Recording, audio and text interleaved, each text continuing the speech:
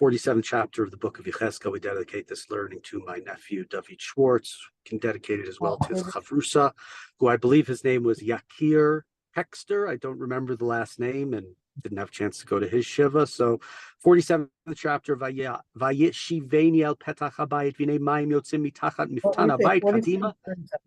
Kipnei habayit kadim v'amayim yordim mitachat miketef habayit hayimanit minegev lamizbeach. I was led back to the entrance of the temple, and I found water was rising from below the platform of the temple, since the temple faced east. But the water was running out at the south of the altar, under the south wall. And he led me out by the way of the northern gate. And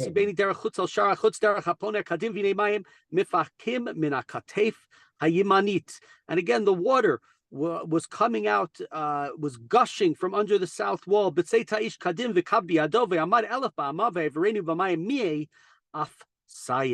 And as the figure, this person, as we called him, whether it was a human or some sort of angelic being, Yechezkel's tour guide, he measured, and it was 1,000 cubits, and he led me across the water, even though it was ankle deep. And he measured another 1,000. He led me across the water, which was knee deep. He measured a further 1,000, led me across the water, which was up to my waist. And he measured another 1,000. It was a stream that I couldn't cross. I could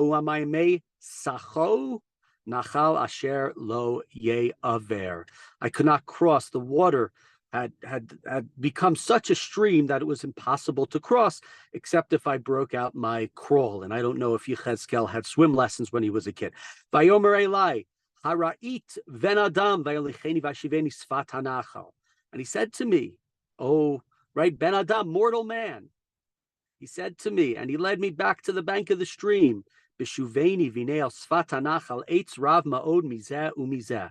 And as I came back, I saw trees growing on both banks of the stream. V'amer elai hamayim ha'ele yotzim el ha'galila, el ha'gelila, ha'kadmona, v'yardu al ha'arava, uva ha'yama el ha'yama ha'mutzaim v'nirpu'u hamayim. Said these waters, it runs all the way, right, runs to the east and flows into the Arava. And when it comes into the sea, the dirty sea waters, maybe here, right, we think of the Dead Sea, the waters will become wholesome.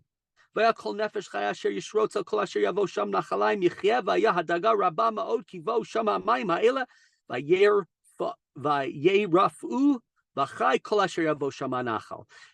of the living creatures will be able to live, because there will be so many fish. The water will be clear water, will be wholesome, and therefore the fish will grow. There'll be many fish who are able to live there, and therefore the other animals will have what to eat. V'haya amdu alav davagim me'ein gedi v'adein eglayim mishtoach lacharamim yiyu leminat yad degatam k'degat hayam agadol rabam od. Fishermen will stand by it from Ein Gedi to Ein Eglayim, and their nets will be there, and they'll have all sorts of, they'll find, I don't know, trout and salmon and whatever else. I don't know if those are Middle Eastern fish. Those are fish we have here. Well, not salmon so much, maybe in hatcheries in Colorado, like the fish of the Great Sea, of the Yam HaGadol, of what we call the Mediterranean. Bit sotav ugiva'av v'lo yeirafu lemelach nitanu. But its swamps and marshes will not be wholesome. They will supply salt, right? We need salt also. And all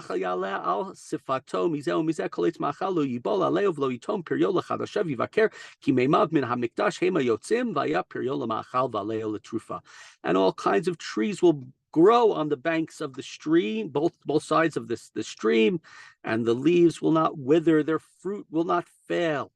They'll give new fruit every month because of the vast amounts of water, and the fruit will be food for the leaves, for healing. So, right, we're almost getting like again, we said not many times that we have this reversal back to Gan Eden, to the Garden of Eden. But in Yechezkel, we've had him mention the Garden of Eden a couple of times, and this seems very much in that same vein. Ko amar Adonai Elohim, gei gvul asher tit nachalu et haaretz l'shnei asar shivtei Yisrael Yosef chavalim. These will be the boundaries of the land that shall allot to the 12 tribes of Israel. Yosef will receive 2 portions. It's all the way back from when Yaakov gives Yosef the double portion and sends the Bechor. And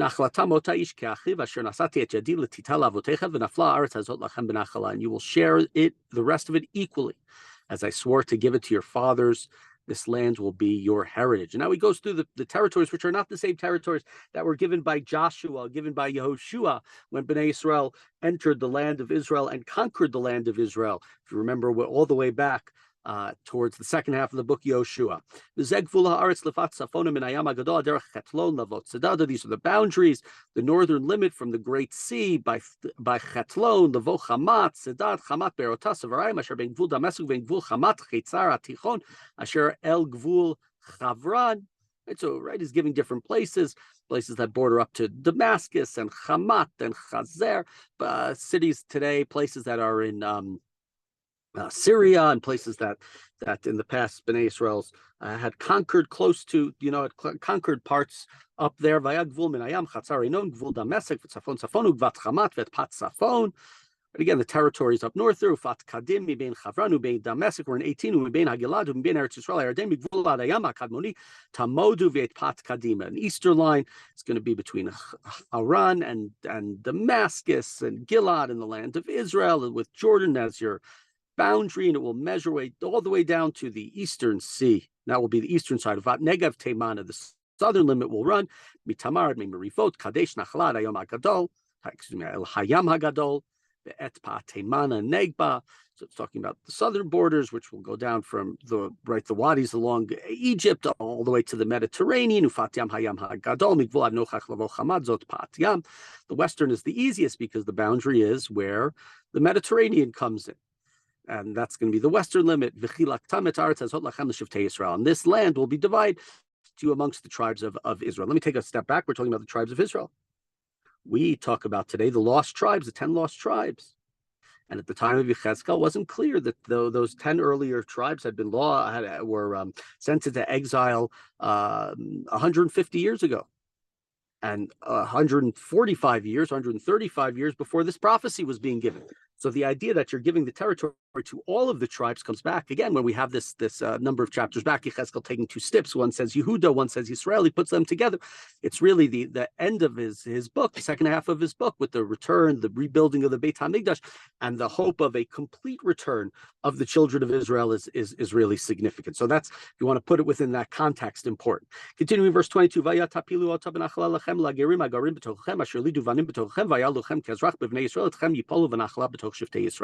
And here we see an exception, right? We talked about maybe it was only the temple. The temple was very exclusive, no Gentiles, people who were not circumcised, a very sort of strong, thick barrier between Bnei Israel and between the Kohanim.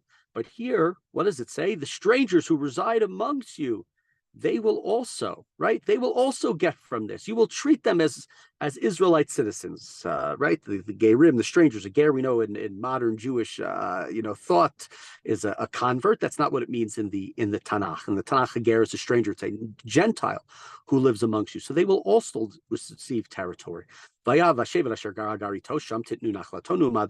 stranger will receive his territory in the place where that person lives. And so, right, in this chapter, I think it's a very utopian chapter. It's a chapter that brings us back to, in a sense, the Garden of Eden, the trees and the rivers, and reverting back the idea, right? If we think about that, in a sense, Sodom and Gomorrah, where sort of Ein Gedi is, in that general territory by the Dead Sea, which has been destroyed, we're talking about it coming back to life. It once being like a gan yarek, a garden full of vegetables, a garden full of greenery, a garden that was kigan Hashem, as it's described. And so the reversal that we talk about, God is now in the temple, the Merkava, God's glory has returned back after it left in the beginning of the book, and that allows now, because God is there, for this land which had been left desolate, and even the land that was made desolate and destroyed and, in a sense, uninhabitable